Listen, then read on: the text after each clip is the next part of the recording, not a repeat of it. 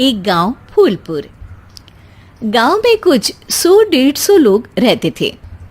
अंजलि, जो कि पास ही के जिले में रहती थी और 12वीं पास कर चुकी थी, उसके पिताजी ने बेटी को जल्दी विदा करने के लिए उसकी शादी फूलपुर गांव के मुकेश से करवा दी थी। मुकेश कभी स्कूल नहीं गया था और इस कारण वो पढ़ा लिखा नहीं था और बाकी गांव वालों की हालत भी मुकेश जैसी ही थी। मुकेश के घर में उसके माता पिता भी रहते थे। सासू माँ, मैं बाहर मंदिर तक जा रही हूँ, आधे घंटे में आ जाऊंगी। अरे अभी कहीं जाने की जरूरत नहीं है, चुपचाप जाके रसोई में रात के खाने की तैयारी करो। और ये घूंघट क्यों हटा लिया है तुमने? क्या पता नहीं कि इस गांव में औरतें बिना घूंघट के नहीं रहती? रात में अंजलि छत पर जाकर अपनी मम्मी से बात कर रही होती है। तभी गांव की 3-4 औरतें उसे देख लेती है और दरवाजे पर आकर उसकी सास से शिकायत करने लगती है। और क्या हुआ? अरे छत पे तो देखो, आपकी बहू मटक मटक के किसी से फोन पर बात कर रही है। दिन भर फोन पे लगी रहती है।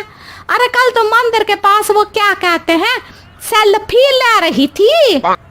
शहर की बहू रखना अच्छा शान की बात है, पर देखना इसके लक्षण से ये तो तुम्हारे परिवार को बदनाम ना कर दे। ये पहली बार नहीं था जब सास से गांव के लोगों ने अंजलि की बुराई या शिकायत नहीं की हो। अब तो ये रोज की बात थी। अंजलि ये सब सुन लेती है।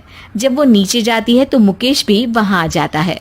सास कहती है, बेटा, लोग घर आकर शिकायत करने लगे हैं बहू के कामों की, देख लो। पति हो, संयम से रखो इसे।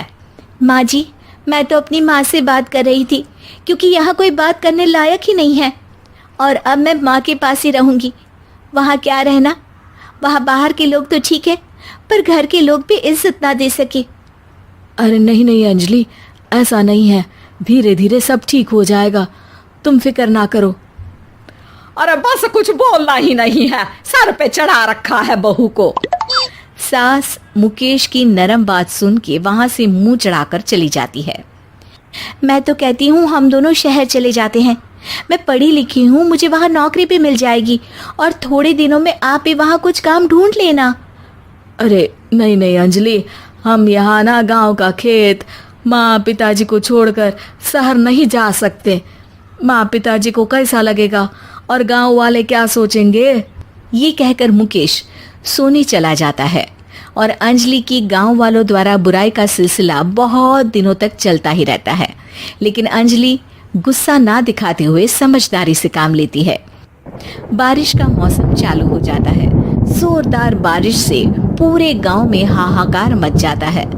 दुर्गा नदी में बाढ़ आ जाती है और बाढ़ का पानी पूरे गांव की फसल तबाह कर देता है।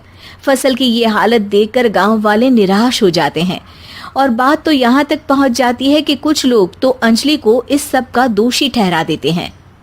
अरे पूरी फसल तबाह हो गई, पता नहीं किसकी नजर लग गई है। अरे जब से चौधरी परिवार में ये शहर की बहू आई है ना, तब से ही गांव की शांति चली गई है। इसके कर्म कांड से माँ दुर्गा नदी भी खुश नहीं है। ये सब सुनकर बेचारी अंजलि रोते हुए अपने घर चली जाती है।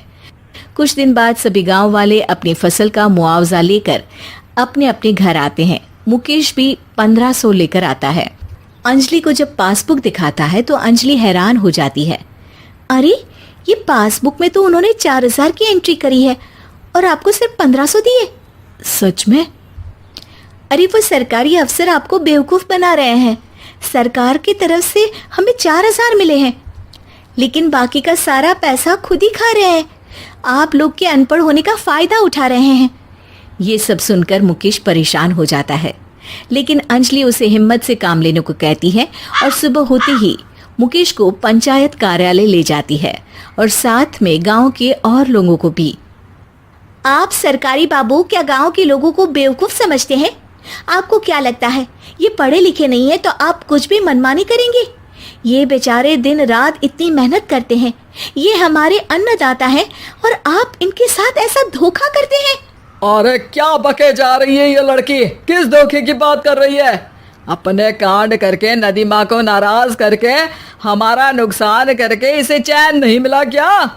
सरपंच जी, इन सरकारी बाबू ने मुझे बेवकूफ बनाया है और मेरे हिस्से के पैसे खुद चट कर गए। बस ये सुनते ही सरपंच वहां से दुम दबाकर भाग जाता है।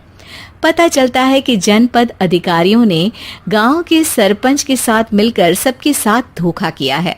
सब लोगों का विरोध शुरू हो जाता है और आखिर में अधिकारी सब गांव वालों के हिस्सों के बचे हुए पैसे उन्हें लौटा देते हैं और कई दिन तक सरपंच गांव में लौटता ही नहीं।